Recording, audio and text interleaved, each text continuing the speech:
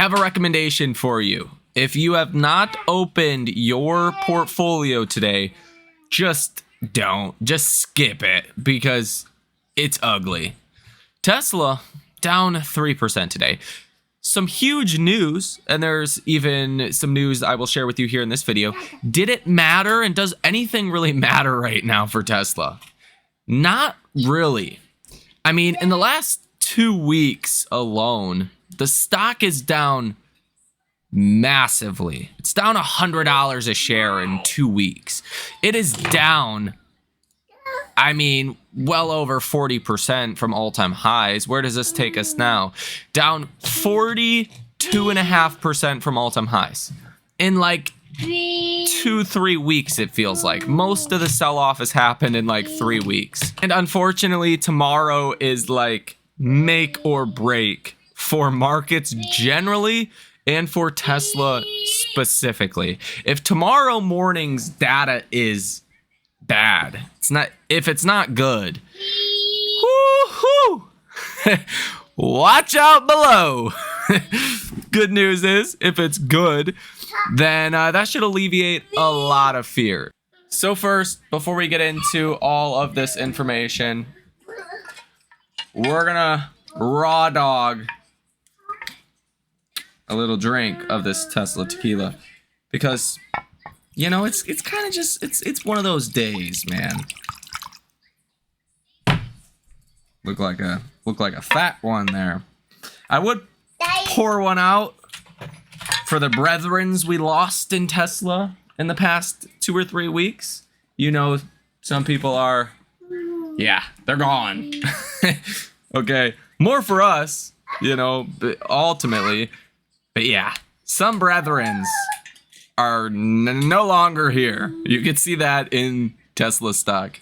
The price of Tesla stock, the decline is really unprecedented. Now, let me try to summarize what happened today in markets in the next minute or two. Besides just saying it was a total shit show, nothing happened that was negative for Tesla specifically. What happened was we had economic data today that was really nauseously neutral. It did alleviate some growth concerns, but there's still that underlying, you know, fear there. Durable goods orders month over month came in better than expected by quite a large margin. GDP came in line with expectations. Initial jobless claims surged.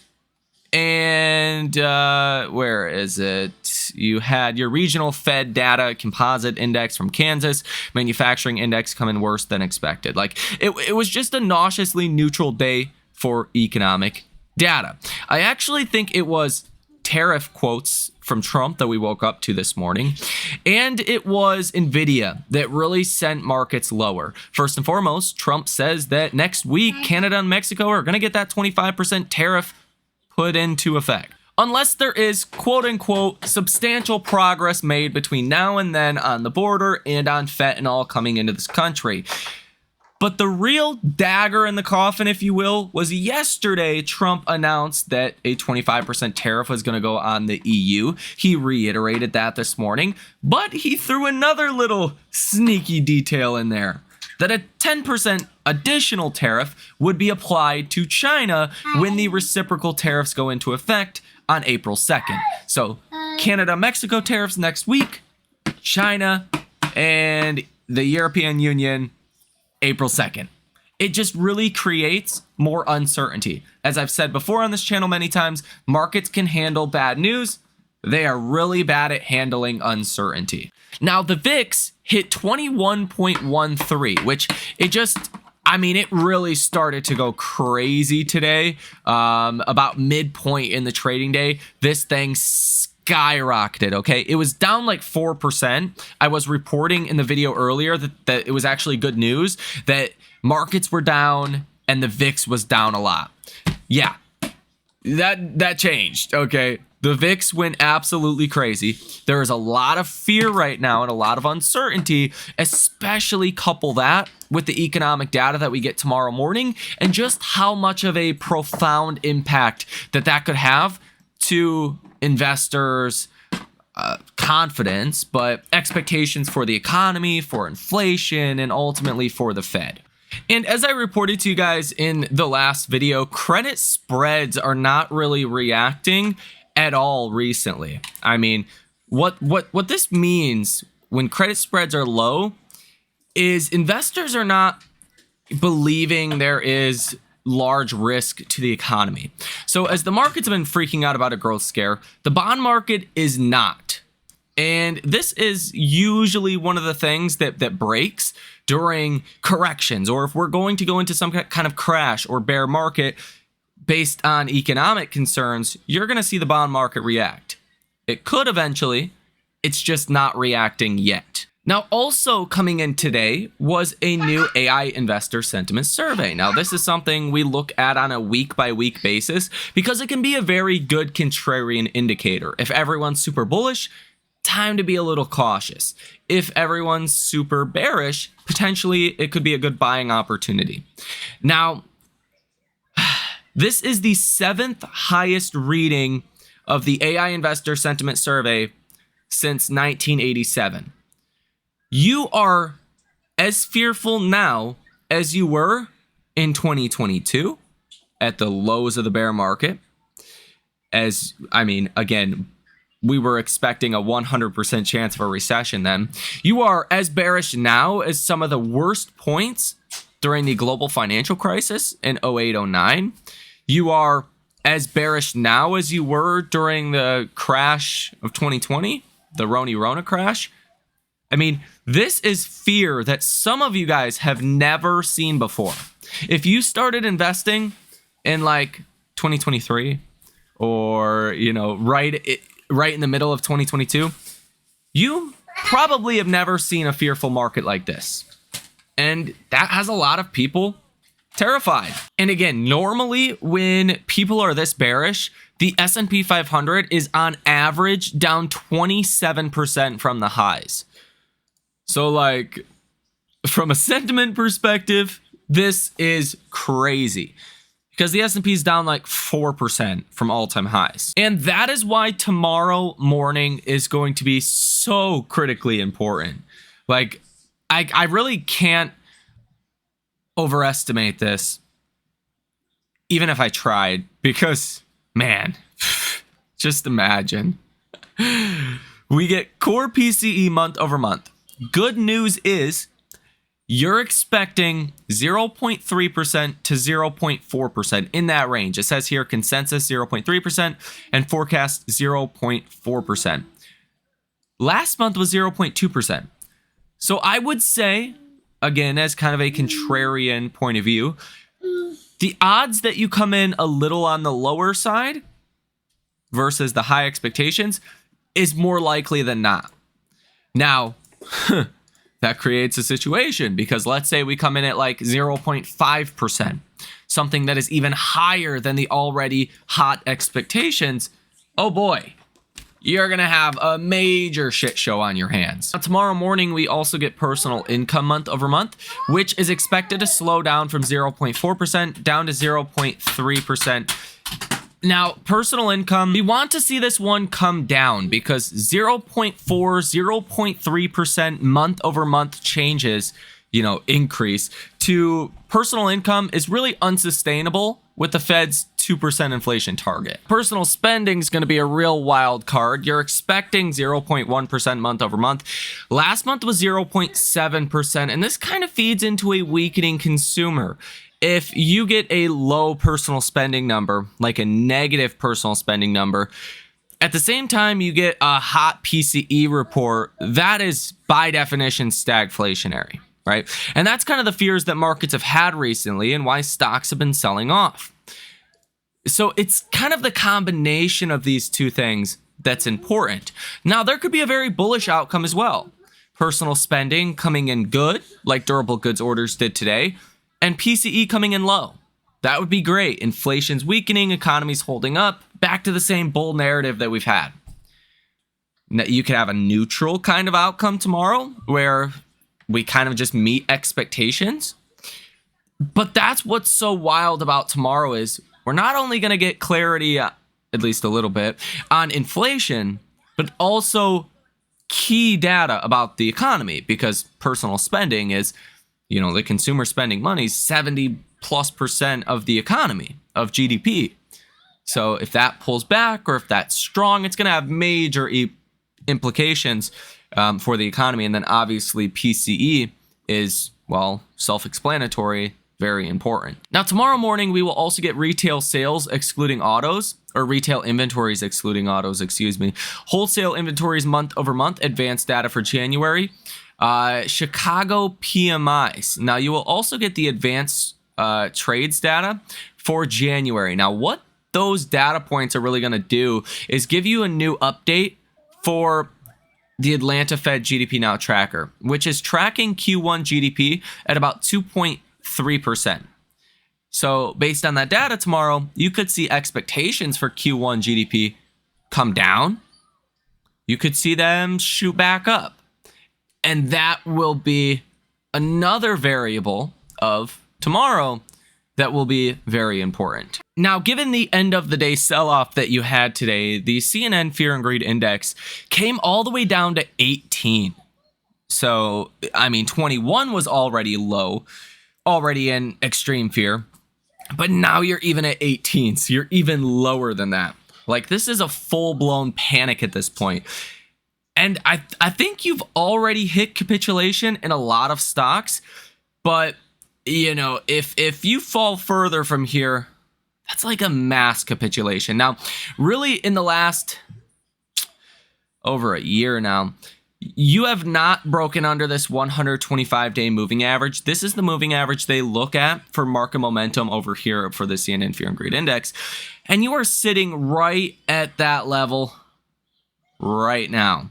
It actually looks like you closed just below that today with the SPY at 5,861, and the 125-day moving average on the SPX at 5,885. So you're actually below that moving average. And last time you were there was the flash crash, August 5th. And I mean, again, good news is when you're so bearish like this, you're kind of vulnerable for a big reversal to the upside, right? A lot of the time, it doesn't take a whole lot of news to get markets to shoot upwards. But again, when you're this bearish and there's this much uncertainty, it can also be a dangerous time for investors. Okay. Now, stock price strength, extreme fear. Stock price breadth is fear. Put and call options, extreme fear. Market volatility is fear. Safe haven demand, extreme fear.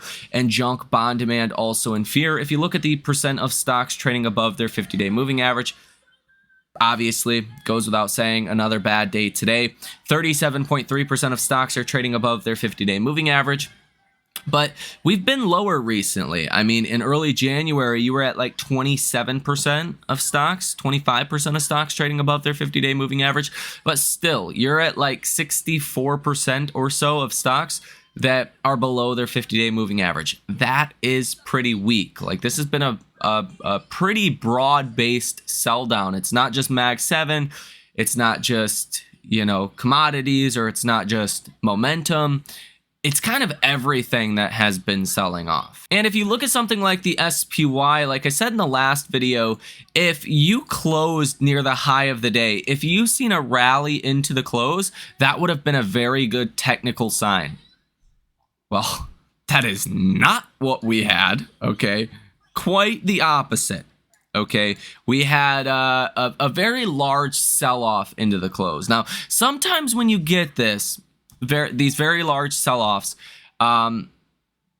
you can bounce afterwards, especially large sell-offs that blow through or blow past a major moving average. Here on December 18th, 2024, that was the day of the Fed, when the Fed really started to spook investors. You had a 3% sell-off in the SPY. Next day you did nothing, and then the next day you kind of bounced back a little bit, and then over the next couple of days you started to bounce back a bit. So it's really hard to say what comes next from here. Tomorrow will be key, because if we sell off tomorrow, then it's looking really bad. I mean, it already looks bad, but with the data being as big as it is tomorrow, you could bounce back quite nicely tomorrow. If you don't, then you set yourself up for a test of the 200-day moving average, which we have not touched the 200-day moving average since October of 2023. So like all throughout 2024, we had a 7% drawdown here. We had a 10% correction here. You did not ever touch the 200-day moving average. And you really bounce at the 100-day moving average basically every single time in 2024. Besides the flash crash August 5th, you did go below the 100-day moving average, but you were only down there for 3 days, and then you were right back up above it. Okay? You would hope if we come down to the 200-day moving average, you find some support there and bounce. But again, it's really going to depend on the uncertainty that we get out of Washington and what we get out of the economic data. Now, history would tell us right now, when investors are this fearful, you need to go out and buy something. Okay, when the VIX is over 20, when it's the 7th most fearful instance in history since 1987, you want to go out and buy something. Every other instance was a massive buying opportunity. I don't think this time's going to be any different. Question is, could we go lower from here? And I think the short answer is yes. If tomorrow is bad, we can fall lower from here. Now, if we fall to the 200-day moving average from all-time highs, that's going to be a drawdown of about 7.5%. Is that enough? I think so. I don't think you have to go below that. But if you want to get to a technical 10% correction, you would fall to about 552, which at this point, I mean, is certainly possible. You've fallen from 613 down to 585. What's it going to be to get down to 550 from here? That's a drop of like $30 on the SPY. It could happen. And I think that would be kind of a flush out situation as well. You've kind of flushed below the 200-day moving average. And then I think you would start to come back at that point. We are also seeing a bit of a volume spike. Especially today, you had volume of about 73 million on the SPY, which is higher than what we've seen, recently. Besides on February 21st, this is the highest volume day since back here, December 20th, you had more volume. But yeah, this is a high volume sell-off, which again is not really a great sign in and of itself. Now, again, I think for a stock like Tesla, tomorrow is critically important. We've been just selling off like every single day. I do think Tesla is very vulnerable for a bounce back. Now, again, question is it a short-term bounce back like we just recently seen from February 11th through February 19th, where you just kind of go up 10-15% and then you come back down, you break through the lows and hit new lower lows? Okay, obviously I don't have the answer to that. Tesla has fallen $200 per share in about 2 months. Every time that has happened in the past, it has been a buying opportunity. I think this time around, it's an even bigger buying opportunity because the business is getting better. They're not cutting prices. There's no bad news. The stock is just selling off because I think people are attacking it, right? I think they're attacking Elon, so they're attacking Tesla. But we haven't got any bad news. Like, none at all. Now, there was this news today that was massive. It says here from the Washington Post, Elon Musk's Tesla moves to launch free, like $0, self-driving taxi service in California. I don't know if that's true. I don't know how the economics of making it free would work. And I imagine it would be something like a free trial, right? It's not going to be free indefinitely. But it does say here, Tesla submitted late last year an application to the California Public Utilities Commission for a permit to transport passengers in its vehicles, according to the emails obtained via a public records request. The company has permission to test its driverless vehicles in the state with a human behind the wheel, but the additional permit, if granted, would allow people to summon the vehicles from Tesla free of charge. Okay, well, that's new. again, I think it would be a free trial type of deal. But this had no, I mean, it had a short-lived impact to Tesla stock. It caused the stock to move upwards for a period. I'll point that out to you here on the charts, because when the news came out, I thought it was, big news, right? And you got the first iteration of it here, which caused partially some of this large recovery. But then the news really started to circulate here. And Tesla was kind of bucking the overall market trend at that point. Tesla was going up as the markets were going down. You also seen Uber today reacted to this news. So it wasn't like a kind of one-off thing. Right here, Uber took a 1.5% candle lower on this headline that Tesla was submitting this permit to offer robotaxi rides in California. Like, this was important. Again, when investors are this fearful, it seems like nothing matters for Tesla, because Tesla has given us a lot of good news, but none of it has resulted in Tesla's stock moving higher. And Tesla stock is bouncing a little bit here in after hours, up 0.16%. Now, we did come within $2 today of hitting your 200-day moving average. History would say we should bounce here, right? 200-day moving average, important level, should bounce there. You're also oversold with an RSI of 25. Anytime Tesla has gotten there in the past, you've almost instantaneously bounced. And that's why I've been going out, and I believe I've added almost 40 shares now of Tesla within the last 2 days, because I think this is a huge opportunity around this price level. If we, for whatever reason, do fall, the issue is we don't have a lot of clear-cut support from there. 250 would be a nice psychological level of support, which almost coincides with this trend line here that I just extended. But I would see if we would find support there around 250. If we don't, then where do we go next? I mean, your guess is as good as mine. As low as 190? We're getting to the realm of craziness, as is. Tesla's down 40, almost 43% from all-time highs. How much lower do we logically have? I would argue probably not much lower to go, if at all. So I think that's why tomorrow is so important. I do like the risk to reward heading into tomorrow, especially around this 200-day moving average. But again, anything is possible, as we know. So let me know what you think about this down below in the comment section. I mean, the writing is on the wall for Tesla to bounce, but again, it's very rare that we even get a market that's this bearish, that's this uncertain. So I think tomorrow is going to have an outsized effect with the data that we will get, and that's going to be the main story for markets, unless obviously there's some kind of tariff comment or something else along those lines between now and then. And if I do recall, actually, I think we have a Fed speaker tonight. Yeah, Fed Goolsbee speaks at 10:15 p.m.